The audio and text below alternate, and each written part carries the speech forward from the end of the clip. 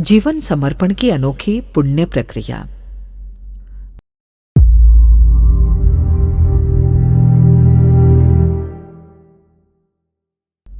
बात बहुत पुरानी है। नालंदा विश्वविद्यालय के विद्यार्थी उमंग भरे हृदय से चीनी पर्यटक वेनसांग को भावभीनी विदाई देने जा रहे थे। सिंधु नदी के जल पर हिलती डोलती एक नौका चल रही थी। नौका में बैठे हुए विद्यार्थी वेनसांग के साथ विद्या विनोद तथा धर्म चर्चाएं कर रहे थे।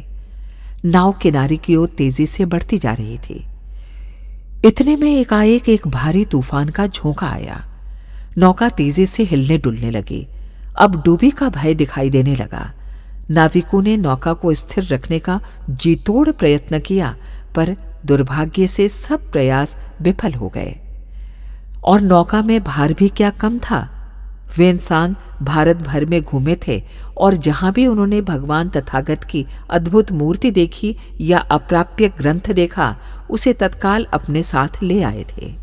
जो अप्राप्य ग्रंथ प्राप्त न हो सका, उसकी वहीं कई दिन बैठकर नकल की। ऐसे अप्राप्य ग्रंथ केवल 10-20 नहीं थे, अच्छे खासे 657 ग्रंथ और भगवान बुद्ध के लगभग 150 नयन मनोहर ध्यानस्थ मूर्तियां नौका में रखी हुई थीं। दैव योग से तूफान का जोर बढ़ता गया। नाविकों के सब प्रयत्न बेकार साबित हुए। अंत में उनकी दृष्टि नौका में भरी पुस्तकों और मूर्तियों पर पड़ी। उन्होंने कहा, अब बचने का केवल एक ही मार्ग है। इन सारी पुस्तकों और मूर्तियों को जल में फेंक दो तो भार कुछ कम हो जाएगा और नाव धीरे धीरे किनारे तक पहुंच जाएगी। एक नाविक ने तो ग्रंथों का एक बंडल नदी में फेंकने के लिए उठा भी लिया।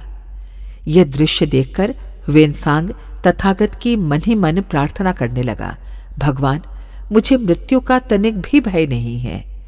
मुझे भय केवल इसी बात का है कि अपने देश के लिए मैंने इतना कष्ट उठाकर जो ये अमूल्य सामग्री उपलब्ध की है, वो सब एक पल में नष्ट हो जाएगी।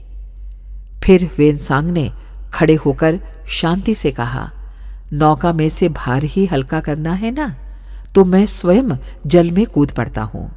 नहीं, मानव जीवन बड़ी कीमती वस्तु है। भार तो इन पुस्तकों और मूर्तियों से कम करो। इसके बिना नौका किनारे तक पहुंचना संभव नहीं है, नाविकों ने कहा। वेनसांग बोला, मेरे मन में इस देह का कोई महत्व नहीं, महत्व तो इन संस्कारवान वस्तुओं का है। इस पूरे वार्तालाप से नालंदा विश्वविद्यालय के विद्यार्थियों को सहसा प्रकाश मिला। एक वृद्ध चीनी यात्री की वर्षों की मेहनत इस तरह पानी में जाएगी। जो ये चीनी यात्री ही इन संस्कारी वस्तुओं के लिए आत्मसमर्पण कर देगा, तो हमारे भारत की आतिथ्य परंपरा का क्या महत्व रहा। विद्यार्थियों ने मूक भाषा में संकेत में आपस में बातचीत कर ली। उनमें से एक तेजस्वी बालक खड़ा हुआ। दोनों हाथ जोड़कर सबसे अभिवादन करते हुए उसने कहा, भदंत, भारतवर्ष की भूमि से आपने जो ये संस्कार निधि एकत्र की है, वो केवल नौका में भार के कारण डूब जाए, यह हमारे लिए असह्य है। इतना कहकर वो युवक सिंधु नदी की अथाह धारा में कूद पड़ा।